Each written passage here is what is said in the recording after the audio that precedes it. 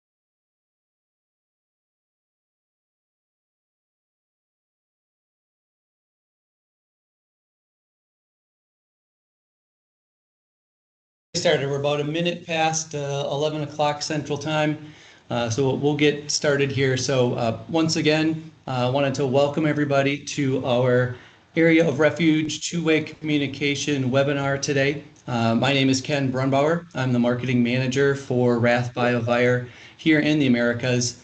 And just wanted to run through a couple of logistics prior to getting into the topic for the day. We are going to try to stay as close to 1 hour total runtime for this. So we'll try to end right by the top of the hour at noon Central Time. So we'll be cognizant of that. Wanted to point out that we are recording this session. So wanted to make sure everybody was aware of that. And we want to record it so that we can share this out online for those who had registered and were not able to attend. And so if there are some things that you want to reference in the future, you can go back to that. So we'll share that link with you moving forward. And like I said, everybody's camera and microphone is going to be turned off during the session just to eliminate any background noise or distractions.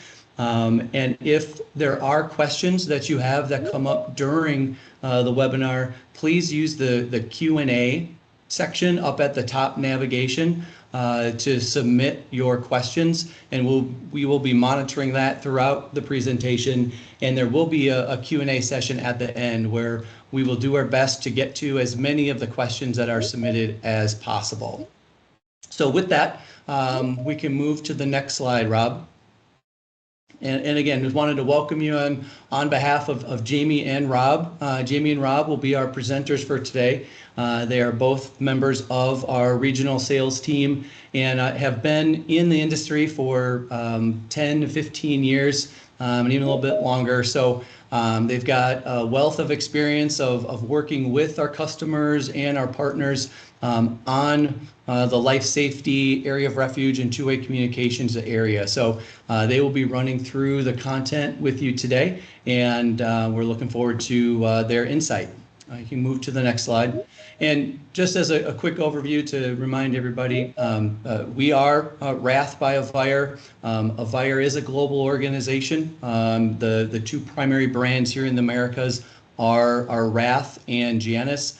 And we offer a full breadth of emergency communication products to help keep buildings safe and up to code compliance. Our solutions span from area of refuge two-way communication to elevator emergency communication, public safety and security, and then also a full line of cellular communication. So that's our full portfolio. But today, the topic at hand is going to be the area of refuge two-way communication systems. And with that, I will turn it over to Rob Shimperly to kick things off.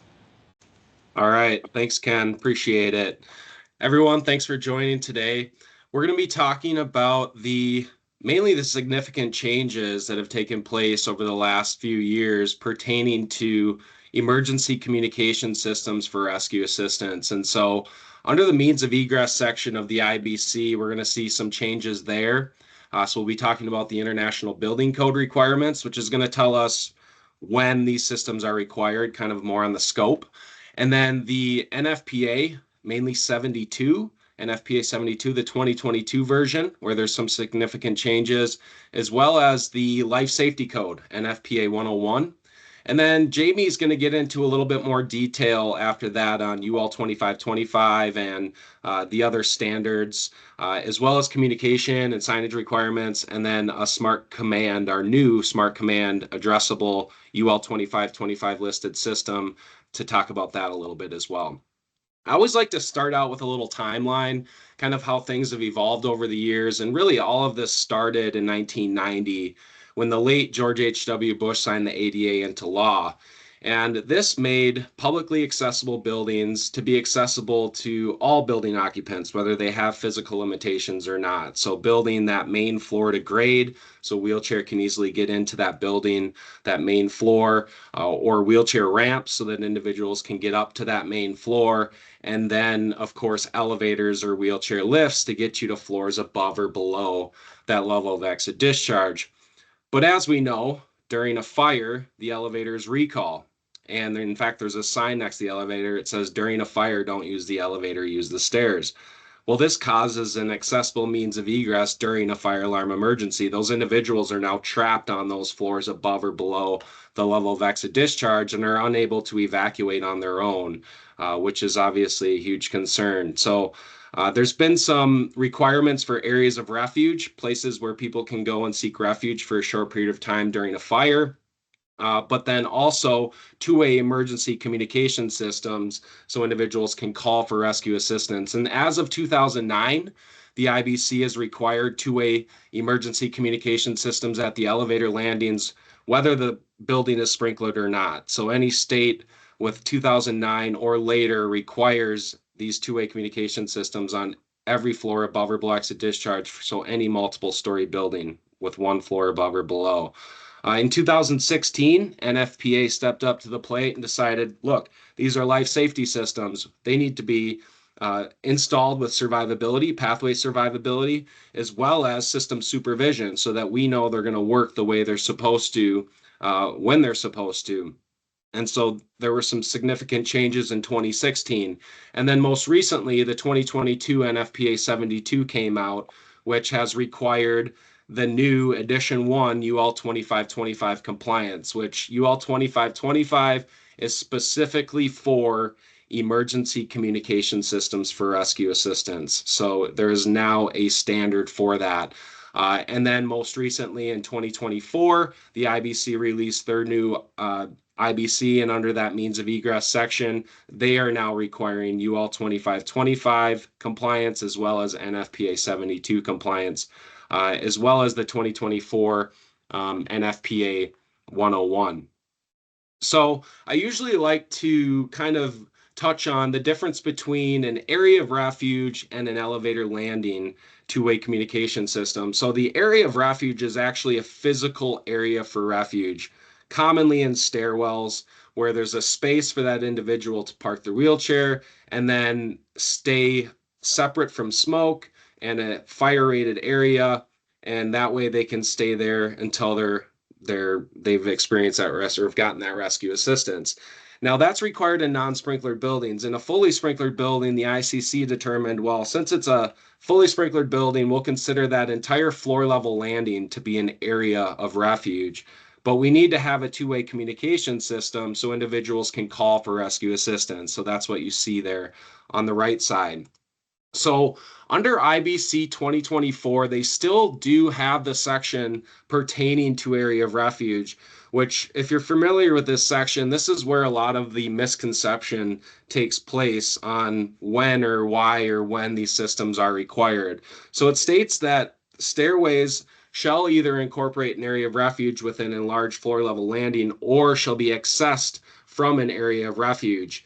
But areas of refuge aren't required at those stairways or those areas of refuge where the two-way communication is provided at the elevator landings. It's also not required in buildings equipped throughout with an automatic sprinkler system, which obviously is a majority of these new multiple story commercial buildings.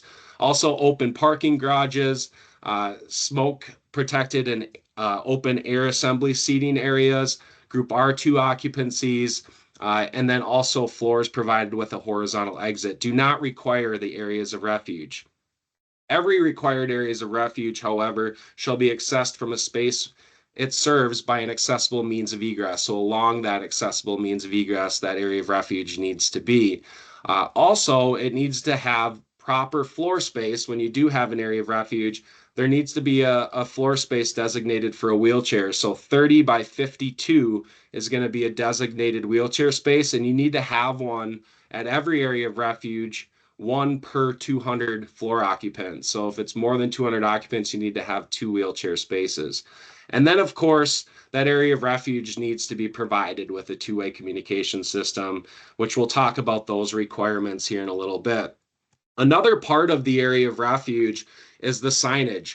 Obviously, we're asking someone to go into a stairwell when they're unable to use the stairs. So we want to make sure that we mark or label or have a sign at that area of refuge space stating area of refuge. Also, the area of refuge sign needs to have the international symbol of accessibility. If the exit sign's illuminated, they also want the area of refuge sign to be illuminated, and then a raised letter in braille or tactile sign adjacent to that area of refuge. Some AHJs may even require a directional sign, so pointing you from the elevator landing over to the area of refuge in that case, because that's going to be their general means of entry out of the building and exit out of the building. So pointing them towards the area of refuge is also important. But once you get within that area of refuge, there's an instruction sign requirement next to each call box, which we'll talk about that in detail a little bit more here later on. So the section that most commonly pertains to these systems is 1009.8 under the means of egress section of the IBC, which is also mirrored in the IFC. And it says that a two-way communication system complying with the section below shall be provided at the landing, serving each elevator or bank of elevators on each accessible floor that is 1 or more stories above or below the level of exit discharge. The only exceptions to that is it's not required at the elevator landings where the two-way communication is provided within areas of refuge. So those last 2 slides we went over, if you have approved areas of refuge with two-way communication, then you don't need two-way communication at the elevator landings. But in most cases, because they're fully sprinkler buildings, we're seeing the two-way communication for rescue assistance at the elevator landings. Also, floors provided with ramps don't require the two-way communication system.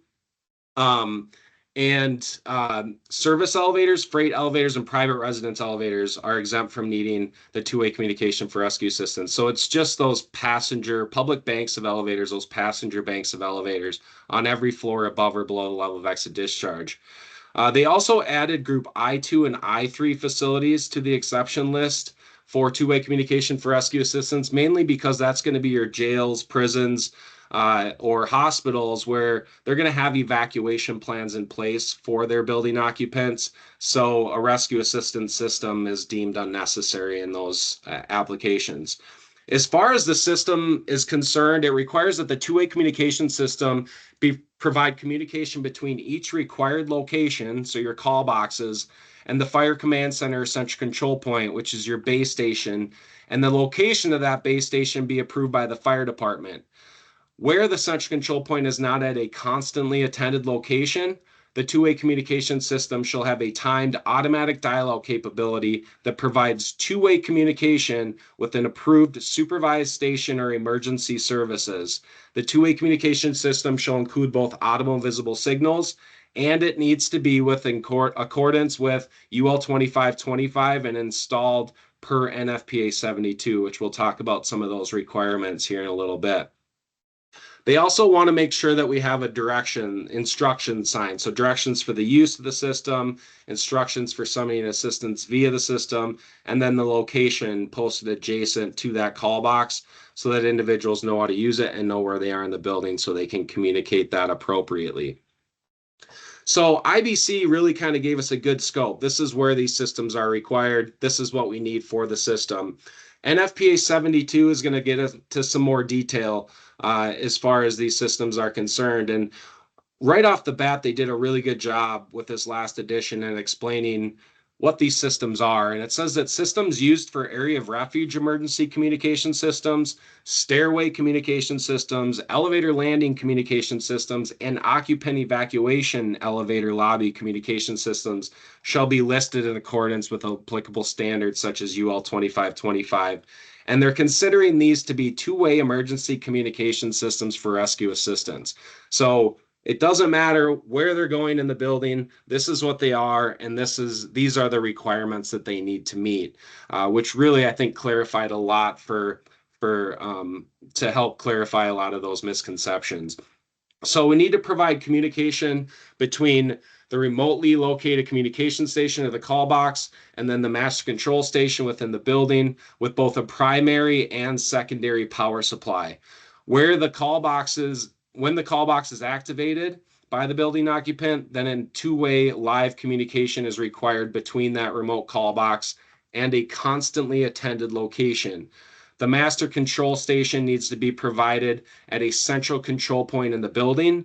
So a lot of times that's going to be at like an FCC in a high rise or front entrance lobby next to the fire alarm annunciator in like a lower mid rise. The constantly attended location shall be located within the building at a monitoring location and be approved by the authority having jurisdiction. Otherwise, the central control point, if the central control point is not constantly attended, then the system needs to have that timed automatic dial-out capability to an off-premises constantly attended monitoring location approved by the authority having jurisdiction, where trained personnel can initiate the appropriate response. So these systems are typically calling off-site to a central monitoring company where they can answer the two-way voice call and respond appropriately. In the event of an off-premises connection, a signal shall be transmitted to the off-premises monitoring location, identifying the specific building of that two-way communication system. Also, a verbal signal is approved to identify that specific building address, as well as that physical location of that remote call box needs to be identified via that verbal message. The specific location of each remote call station shall be identified on the master control station display. So that base station in the building needs to display the location of that call box as well. A little change here as far as the base station is concerned, where all of the active calls are not simultaneously displayed. So in other words, having say 27 LEDs for 27 call boxes, when it's more of a digital display, they want you to be able to have a minimum of 8 active calls identified on that display, and they need to be identified and prioritized as you see here. Previously unanswered calls, oldest first. Previously unanswered calls prioritized as urgent, oldest first, and then previous answered calls not prioritized as urgent, oldest first. So having the ability to prioritize the calls from that head end and within the order that they came in. Also, hands-free two-way communication at that call box. So push the button, it's going to continue to call, and then it's going to be a speakerphone operation, as well as an audible and visual indicator on the call box. So that's going to be your visual LED letting you know the call has been made and that the call has then been answered. So signage pertaining to these systems per NFPA, it's pretty vague. when it's at the elevator landing location, they want to make sure that we have that directions for use sign. So push for help and raised letter in Braille, location designation, and then just persons able to use the exit stairway, do so as soon as possible unless they're assisting others. After activating the two-way emergency communication system, wait here for assistance. So that's the sign that they want adjacent to each call box at every elevator lobby location. So supervision of the system, another requirement as of 2016, but also written in and explained in even more detail in 2022. All pathways between the remote stations and the master control station shall be monitored for integrity. So an addressable type system. All control units shall meet the power supply requirements below, which we'll talk about here in a little bit. But as far as the secondary power supply, for the system or the battery backup, it needs to have enough batteries to operate the system on standby for 24 hours. And then after that, 4 hours of all alarm notification activated. So 24 hours plus 4 hours. So that's been increased from the previous 24 hours, 5 minutes. So quite a significant change there as far as the power supply is concerned. Also, the monitoring the power for integrity. So we need to make sure that all primary and secondary power supplies are monitored for the presence of voltage at the point of connection to the system, and then failure of either the primary or secondary supply need to result in a trouble signal. So you can see there on the image on the right, you've got your addressable topology and your BOSS unit monitoring all the call boxes for connectivity. And then, so there's a system fault there for 1, 2 has the power supply fault, battery fault, and then primary power fault. And all of that is typically going to be monitored by an addressable fire alarm module on the fire alarm control panel.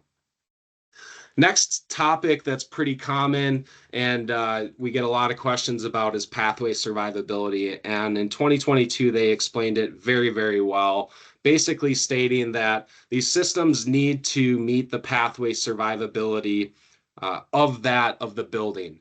So if it's a level 1, then the pathway survivability needs to meet that of a level 1, which is basically just running in conduit is going to meet a level 1. Otherwise, if it's level 2 or level 3, then those are going to require, those are going to require a 2-hour fire rating. So you can accomplish that with a 2-hour fire rated, CI rated cable, which there's some UL listed options out there. We carry quite a few as well. A 2-hour fire rated cabling system. So you're like your CIC rated cable, conduit plus cable equals your 2-hour fire rating. But really a good option, especially when you're early on in the pre-construction stages, is if you can run your cabling in a 2-hour fire rated enclosure or protected area. That's going to save your customer money on 2-hour fire rated cable, but you're still going to have that survivability level that you need to meet the code. So running in concrete, for example, running up the elevator shaft or running vertical up the stairwells, those are options for maintaining a level 2 survivability without requiring, for example, that CI rated cable. And then in 2022, they added a 4th level or 5th level of survivability, which is level 4, which is basically more than 1 hour and less than 2 hours. So that would require a 1-hour fire rated cable, 1-hour rated cabling system, or a 1-hour rated pathway or protected area. Obviously, performance alternatives approved by the authority having jurisdiction. There's a lot of different options out there that can be used for CI cable that may be approved by the authority having jurisdiction. You just have to run that by them to make sure. Now, for all the contractors out there and even specifiers, these systems require periodic testing, which is annual. So just like your fire alarm and your other life safety systems, there should be a service contract in place for these systems so that we're going in on a regular basis annually and making sure the systems are working properly. So pressing the call buttons, doing your visual testing, your communication testing, audibility testing, making sure your phone line is still active and calling off site. doing test calls with the monitoring company to make sure that monitoring account is still set up. And then, of course, we want to make sure that all of our batteries are still in good status. So testing the voltage in our batteries and replacing batteries after that 3 to 5 year window to make sure that the system is going to work the way it's supposed to, the way it's meant to, when it's needed. So that testing is very important in this case. NFPA 101, the 2024 version, recently came out, and really there was just one significant change, and that was adding the requirement to be UL 2525 approved. And so the rest of the requirements under this life safety code, NFPA 101, really are consistent with both the IBC and NFPA stuff I went over as far as the communication requirements and so on. So just to kind of save on time, I won't go through this code. We do have all of these codes available on our website as well. So if you want to dig in a little bit deeper, feel free. Otherwise, again, feel free to ask questions here at the end too, or put them in the Q&A section so we can get those questions answered here after the presentation.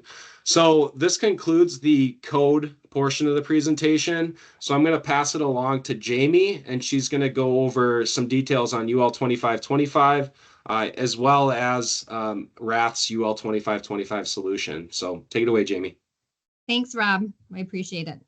That was a lot of really good information in regards to NFPA and IBC. And we've talked a bit about the UL standard so far, but let's get into a little bit more about what it is. The ANSI UL 2525-2020 standard is a published best practice written by Underwriters Laboratory on a product or a system to meet safety, security, and sustainability standards. This is done with a variety of industry experts that have interests with a common goal of minimizing the risk of electrical shocks and fires by products during consumer use. The testing itself, so testing to the standard is accomplished through a national recognized testing laboratory by OSHA, also known as NRTL. And these are private independent organizations that are accredited to test, inspect, and certify the devices and the systems to make sure that they're compliant to the published requirements of UL 2525. So the device or the system is then given like the certification mark indicating that it meets the standards and that it is approved. You can see on the screen on the right-hand side, some of the US NRTL organizations are noted there with the brands. For example, UL is a testing facility, FM, NEMCO, ETL. Those of you might be familiar with some of the stickers that you've seen on some of the devices in the market. There's also other testing organizations that are in Canada or in Europe that offer international testing. But the ANSI UL standard is the first edition. So as it's been mentioned so far throughout the presentation, it is the first edition. It was published in 2020, and the adoption has taken place with NFPA 72 2022, IBC 2024, and NFPA 101 that Rob has discussed. But there's other codes and standards for these products that follow under NFPA 5000 as well as NFPA 1. Next slide, please. The system includes various strenuous experiments. We actually went through the initial testing did take quite some time, but it tests things like variable voltage to check for functions under different fluctuating power, environmental testing. So looking at extreme temperature changes, humidity, drop and impact testing, vibration, shock, endurance. So testing under numerous voltage cycles, electrical circuitry that'll test the components from with audible troubles and indicators, audible performance, making sure that we have clear communication throughout all the testing, battery testing. So we talked about the 24 hours at standby and 4 hours of active talk time. So making sure that the system does meet that. Mechanical functions, checking for strain relief testing on all of the connections within the system, and then polarity reversal of system power and battery testing voltage that it doesn't present any risk of that electrical shock or fire of the system. Next slide, please. So as it pertains to the system requirements, now keep in mind, as Rob discussed, per NFPA 72 requirements, we have to have the communication system, the station, which is like the remote call boxes on each floor. We have the master control in the base station. We have system supervision, primary and secondary power supplies, and then it has to be installed to the survivability level of the building. The functional requirements of the system from a complete standpoint need to include some of these operations. So we have time to alert trouble and restore, which needs to take place within 200 seconds. Differing tones for emergency and supervisory troubles. We have to clear the fault, and it needs to reactivate within 24 hours or less, unless, of course, the system is restored to normal. And then lastly, the supervision of auxiliary power. Next slide, please. The call commander is also known as the master or the base station, and that needs to be able to broadcast a message to all of the call boxes. So, for example, in the case where you might have a larger building, a high-rise on fire, you might have multiple call boxes activated on multiple floors, perhaps. The fire department, when they get on site, they can initiate a call-all function to enunciate to all of the call boxes. So, for example, they would say something like, emergency response is here. We know you're on site. We know you're in the building. We're sending teams up now. And then that would be enunciated to all of the call boxes. The specific location of an active call box and the address needs to be identified on the call commander itself, and it needs to be enunciated to the monitoring company or 911 before the two-way communication opens up. So, for example, again, with this system, the monitoring company might pick up the phone. They'll hear the operator. The operator will hear like a Siri voice that states something like 2356 North 66th Street, East Elevator, floor 5. And that will repeat until the operator opens up the two-way communication. And then lastly, the calls need to be prioritized. Rob talked a little bit about that as well. It needs to be prioritized on the call commander, so on the LCD screen that you see on that image, as well as to the monitoring company or to 911. Next slide, please. The call box itself needs to have a minimum speaker volume of 70 decibels. It needs to have both audible and visual indicators that the power is on, that the call is active when the button is pushed, and that the call has been answered when the operator picks up the line. So in the case that you might have somebody that's hearing impaired, or there's just loud horns and strobes going off in the building, it's chaotic and people are trying to evacuate, you might not be able to hear the operator, but you can see that there's visual indicators taking place on the system that allows you to understand that the steps are taking place and somebody is communicating. Next slide, please. So now we're going to walk through some of the visuals. We'll walk through the devices located in the building. So that was the base station, which is installed in the central control point, typically in the FCC or the Fire Command Center, or at the front entrance of the building, right next to the fire alarm panel. That location does need to be approved by the AHJ. Again, if it's not constantly attended, it needs to call off-site to the monitoring company or 911. It needs to, when it does go off-site, the building address needs to be enunciated, and the base station also needs to have the calls prioritized in the order that they were received with that location. Next slide, please. In a fully sprinklered building, the call box will be located at the public bank of elevators in the lobby on each floor above or below the exit level of discharge. So remember that starts with 2 stories, whether it's 1 level above or 1 level below. That location again needs to be approved by the AHJ, needs to have the two-way live voice communication, needs to be hands-free, and needs to have audible and visual signals. Next slide, please. Secondary power operates the system on standby for 24 hours, plus the 4 hours of active talk time. As Rob said, previous codes to 2024 is 24 hours on standby plus 5 minutes of active talk time. Now, typically that's going to go in the 2-hour fire rated room, as you can see in the image, with the headed equipment like the FCC. It could also be an IDF electrical room as well. Our RATH head-end equipment also has the built-in supervision for power and communication with outputs for monitoring. Next slide, please. And then finally, we have the directions or instructions on how to summons assistance that needs to be posted adjacent to the call box, either in the elevator landing or in the stairwell. We have the photoluminescent sign, which is mounted higher on the wall in case the power goes out. And then lastly, the international symbol of accessibility for ADA use. I'd also just note that in many local jurisdictions, there are addendums that do go above and beyond what the signage requirement is from the codes. Next slide, please.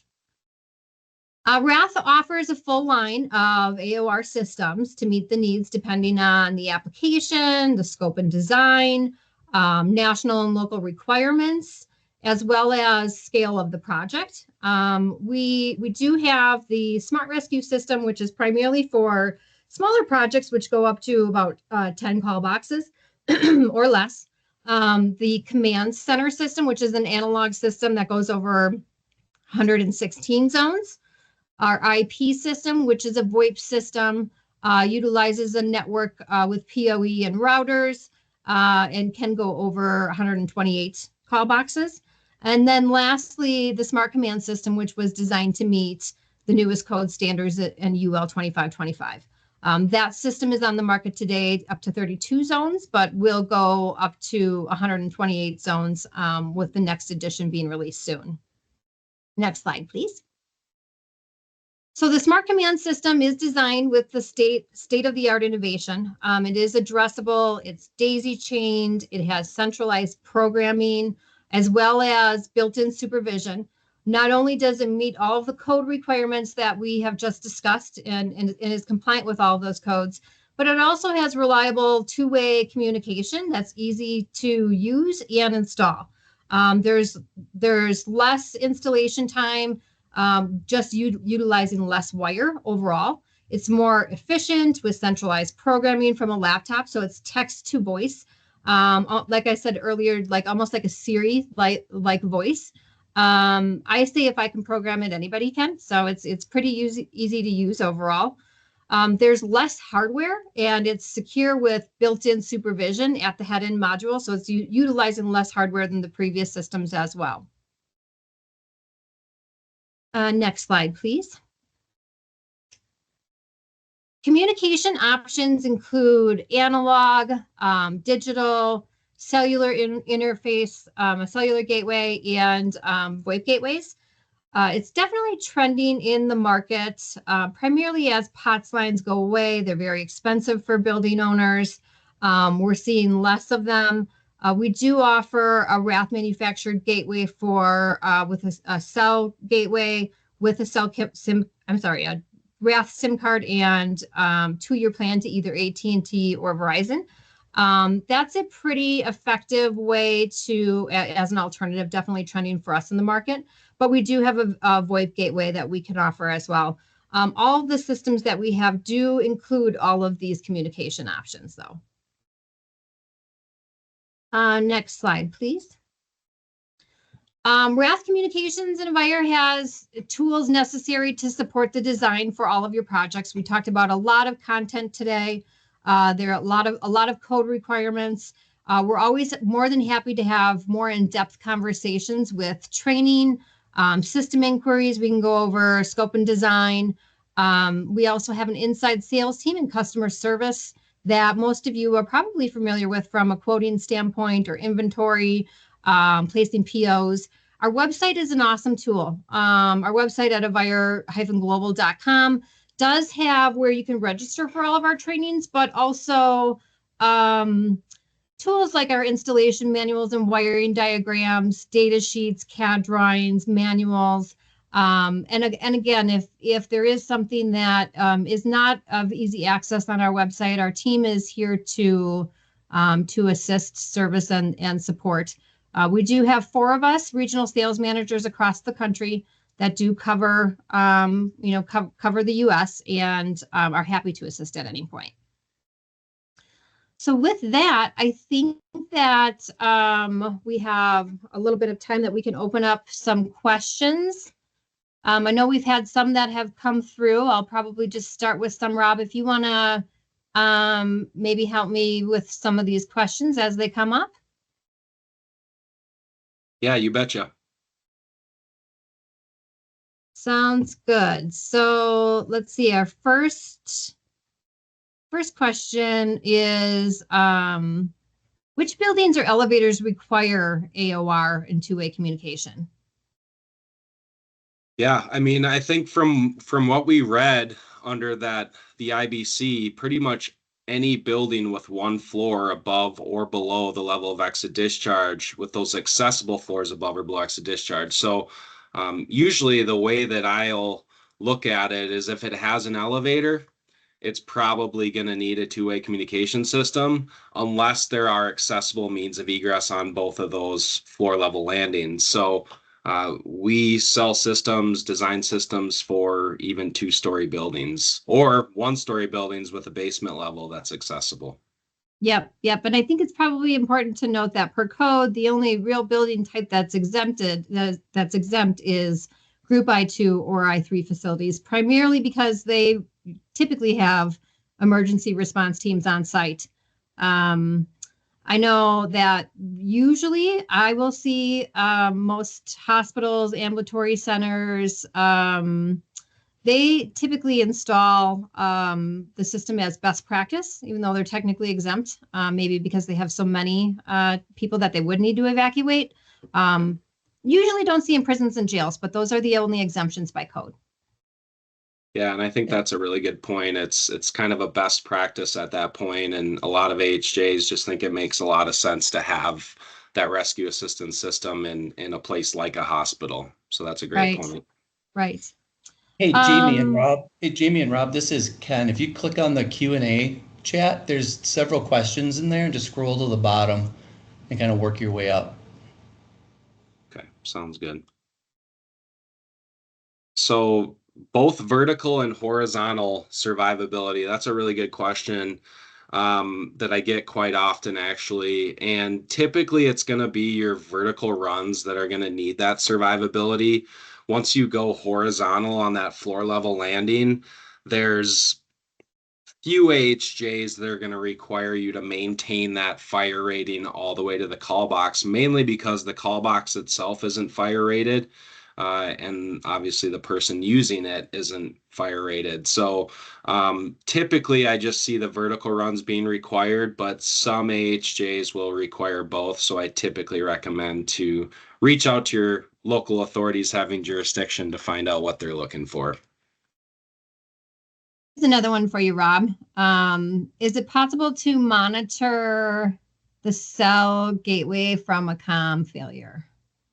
Yeah. Yep, absolutely. So for example, the smart command system is going to monitor its communication out of the building as well as its intercommunication. So whether it's a phone line, POTS line, digital line, once you disconnect that and it's supposed to have that communication connected to it, it will go into trouble at that point. So yeah, whether it's cellular, VoIP, analog or digital, it's monitoring that outside communication source for integrity as well. I have another one that just so everybody knows, we will send out the option to have access to the recording. So that will be available. That came through as a question. Another question is a VoIP gateway still needed if the customer has AT&T convert all their phone lines to VoIP? Yeah, so you're typically going to, the way that our systems are designed are for analog or digital phone lines. So once you're going to voice over IP, you need to have a an ATA, it's kind of called in the industry, where you go from analog to VoIP to convert to that VoIP connection.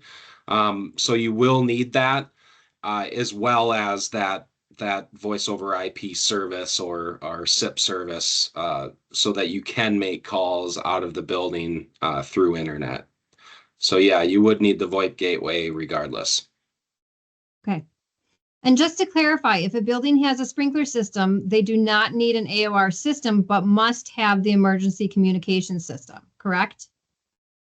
Yeah. So whether the building is sprinklered or not, you need to have a communication system for rescue assistance. It's whether, if it's non-sprinklered, you need to have the physical areas of refuge that have the two-way communication system within them. But if it's a fully sprinklered building, you don't need those physical areas. You just put the two-way communication system for rescue assistance at those passenger banks of elevators. Remember, the service, freight, and private residence elevator locations are exempt from the two-way communication. So it's just those passenger banks of elevators on every floor above or below the level of exit discharge. And also, just another point is parking garages. We talked about parking garages being exempt from areas of refuge. Well, parking garages are not exempt from emergency communication for rescue assistance. So at those elevator locations in those parking garages, on floors above or below the level of exit discharge, you're going to need a call box and a two-way communication system in those parking garages as well. That's a good point, Rob, because we do see a lot of parking structures below the building as far as the way that the building's developed. So that would be required at those elevator landings as well. Do the systems have an annual inspection testing requirement? And if so, can it be done by a building owner or does it need to be performed by a licensed contractor? So yes, it does need to be annually tested and inspected per NFPA.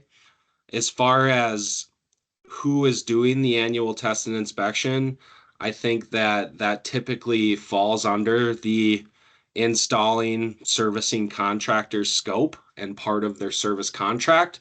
However, whatever you guys figure out on your own, if you're going to allow the building owner to do that inspection and you're going to sign off on it, or however you want to do that, obviously I would want to be in accordance with my local authority having jurisdiction and how they want things to be done. But once the system is commissioned, it's kind of in that servicing contractor's hands. Great. And I think I have the last question here is signage is usually provided by the general contractor, correct? Not always. In fact, a lot of times these systems would fall on the electrical contractor, which then obviously they sub out a lot of times to the low voltage specialty contractors. And the signage is kind of a part of that scope because of what we just read in code. It's under NFPA, there's signage requirements. Under IBC, there's signage requirements pertaining to these systems. Now, with that being said, if they want to have custom signage that matches the other signage within their building, which a lot of architects, interior designers want to see because the owners think it looks better, then in that case, yeah, then the scope of the sign would then fall under the GC or the architect or whoever's going to be designing the signs for the building. But as far as making sure that the system is code compliant on final inspection, that's going to be on the contractor. So either the contractor needs to make sure the signage is in place and that it's taken care of so that they can pass their final inspection, or they need to provide it to pass that final inspection. Okay, and I have a couple more questions that are coming through. Since we have some time, I'll just continue here. Sure. Is there a distance limitation between the boss unit and the call commander? Yeah, so currently it's at 200 feet between the boss, or I'm sorry, 500 feet between the boss and the call commander, and then 200 feet from the boss to the first call box in your loop. And then I believe that's going to be expanded out to 500 plus feet with the new Boss 128 that's pretty much coming or is out and being UL 2525 listed currently. So our distances are going to expand out a little bit with that larger system. But to answer your question, it's 500 feet. Yes, yes, and that is the next system will be 500 feet as well. On a high-rise building with locked stairwells, what is the code requirement for two-way communication? Yeah, so under IBC 403, there's a requirement that there's a communication system that calls to a constantly attended station on at least every 5th floor in each stairway where the doors to the stairway are locked. And so in your high-rise applications, especially like R2s, you might have access control on those stairwells. So in other words, if you're on the 25th floor, you're visiting a friend, you go into the stairwell and you're like, oh, wait, I don't want to use the stairs. I want to use the elevator. I'm on the 25th floor. And now you're locked in that stairwell. So your only option is to walk 25 flights of stairs to get down to ground level to egress, which I've even heard people experiencing that in the construction field as well, getting themselves locked in stairwells. And so ICC determined that this was a safety issue. Not everyone can walk 25 flights of stairs, for example. So they want to make sure that there's a call box on at least every 5th floor in each one of those stairways where the doors to the stairway are locked. And per NFPA 72, which we just went over, that system can be integrated with the rescue assistance system, but it just needs to meet the standards of Chapter 24 NFPA 72. Okay. When is it required at the stairwell in lieu of the elevator landings? I remember something about it if the stairwell is 200 feet away. So stairwells are typically going to be your location for an area of refuge or in an adjacent room to the stairwell. It has to have access to the stairs to be an approved area of refuge. The architect can design in areas of refuge in a building, and that would exempt the need for rescue assistance at the elevator lobbies. So that would be the case where you would have areas of refuge and call boxes within those areas of refuge in lieu of the elevator lobbies. Otherwise, that's pretty much the only time when you can put them at the stairwells in lieu of the elevator lobbies, because remember, there's a physical location standard and requirement there. You need to have, it needs to be along an accessible means of egress, so it needs to be accessible to a person in a wheelchair, and then also that floor space designated for a wheelchair to park, and then remain out of the means of egress for other building occupants. So to have an approved area of refuge, you need to have pretty much an enlarged stairwell landing, and that real estate is kind of hard to come by if that wasn't originally designed in by the architect. So that's just one thing to look out for. But otherwise, that would be the only exception to elevator landing two-way communication, is where you have two-way communication within areas of refuge. Okay, thank you. The cable required for the smart rescue system, what cable is required? It's a 22 4 for communication between the call box and the base station. And then it's an 18-2 or 18 pair from your power supply to your call boxes, and then from your power supply to your base station. And that's going to be all low voltage, 24 volt DC power. This one, I'll answer real quick. The new system, the smart command system, does only allow for one master.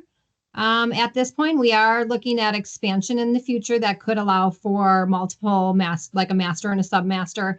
Our other systems, we do have the command center and the IP, that both of those systems would allow for a master and a submaster, or several submasters. You can dial up to 2 numbers as well after the base station. So a kind of a workaround, if they want to say call the front desk or have a substation at the front desk, you can just call to that front desk phone in part of your sequence, and then if no one picks up, forward off site to that constantly attended station. And that's a good workaround to kind of add that intercommunication capability before it goes off site. if that's the reason why they're looking for a submaster. The cellular gateways, what cellular gateways work with these systems? So our gateway that we test, that we manufacture, we certify that works with, fully support that it works with our system. There may very well be third parties gateways out there that do work, but we don't test them. And it becomes very hard for us to troubleshoot or provide technical support if there are communication issues. So we typically recommend using our gateway with our systems. And remember too that sorry, Jamie, the cellular gateways that we use are two-way voice communication gateways. So a lot of people in the fire alarm industry, because they use cell gateways for the fire alarm system, well, that's just data. That's just sending out a data package that doesn't allow for voice. So those types of cell gateways that you're using for fire alarm are not the same kind of cell gateways that we're using for our two-way communication system. There was a mention of lighted AOR signage. Are these part of the system, and do they need to meet survivability requirements? I do not know of any survivability requirements for the signage. That would be, I think that would be considered an ancillary part of the system that wouldn't have to meet the pathway survivability requirements. Let's see. Does RATH voice or noise activate? Example, ambient noise can activate the recording before the operator picks up the call. So as far as the voice recording on the call boxes itself, when that plays, a lot of times that can play a little bit early for the monitoring company to answer, because sometimes there's a delay in the monitoring company answering and the location message has already started to play. So typically we recommend playing it a few times or continuously until they press pound 4 times or press any key for our smart command system. But a lot of that had to do with our analog system and the analog technology of the system and how that message started playing based on the DTMF tones. So a lot of those fixes that you had to do with the analog system has been taken care of with the smart command system and that new technology. And I think I have the last question. If the new UL 2525 standard is required, when would it be appropriate to buy the other 3 systems that RATH offers? So currently, I only know of a handful of states that have adopted the new code, and NFPA 2022 specifically. Ohio, California, Washington, Oregon, I believe. Denver. Jamie, Denver. Yep, So in those jurisdictions, the other 3 systems would not be approved because they're not UL 2525 listed or compliant. Otherwise, the rest of the country, as we know, a lot of states are slow to adopt new codes. A lot of areas are slow to enforce new codes. So I don't see the other 3 systems going away anytime soon. I would also note that we plan to continue to expand the smart command system and the offer with, as we mentioned, the new one that's going to be coming out with the 128 call boxes. You'll see some more features and benefits that will come out as we continue to UL 2525 test additional features and benefits. So that system is continued to expand. Yeah, thanks, Jamie and Rob. And there actually is one other one in related to what you were just talking about. The last question is that some AHJs have said that that they can't hear that well when they're conducting the testing, and they're wondering if there's going to be if new systems will have any type of volume control. Well, we we do meet the UL 2525 standard for 70 dBs at 1 meter at the call box, and that's what's required for that minimum volume. I believe it's set at maybe a little bit higher than that already. So we're not having much of a volume issue with that newer system. Some of the volume issues have mainly been due to line voltage on the analog system. Some of those have experienced those issues, which they do have volume controls. Jamie, do you know if the new Smart Command system call boxes are the future, if we're planning on having volume controls in the call box, or what that looks like? My understanding is with the the new system is clear. We definitely have not only from the text to voice option being clear, but also the speaker and the minimal volume requirements with the code. I do believe that you can work with our tech support team in changing the volume today if needed. I have not had much feedback that it's necessary or it's needed. But if it is not part of what we are able to troubleshoot today with tech support, I'm sure our team would look into expanding that into current editions of the system or future editions. Okay, great. We're right at the top of the hour. So again, just want to say thank you to everybody. We will make a link to this recorded session available. We will send out a thank you to everybody with a link to download PDF version of the content that was provided today. We really do appreciate your time. We enjoy working and the relationships we built with each of you. We look forward to seeing you at future webinars coming up. Thanks again and have a great day. Thanks, everyone. Thanks, everyone. Thank you.